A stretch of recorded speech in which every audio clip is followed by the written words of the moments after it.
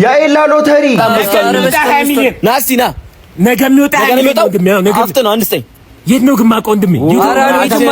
በእውነት የሆነ ቦታ አታውቁም። ማታ በህልሜ ያየሁት አንተን ነው። ትልቅ እድል ሲደርስ ነው ያየሁት። ትልቅ እድል ሊገዛ ተስማምቷል እኮ በእኔ ሆነብህ።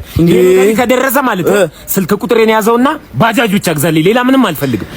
ሙሉ ስንት ነው? ይሄ 1000 ብር ነው። ይሄ አዎ እንካ አልፈልግም። አንድ አትከራካ። አንተ ማንን አንተ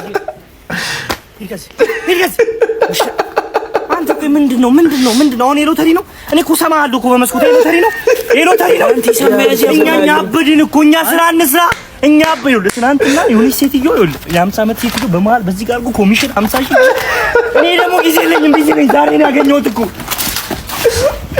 አንተ ግን ጥሩ ነው። እኔ ጊዜ የለኝም።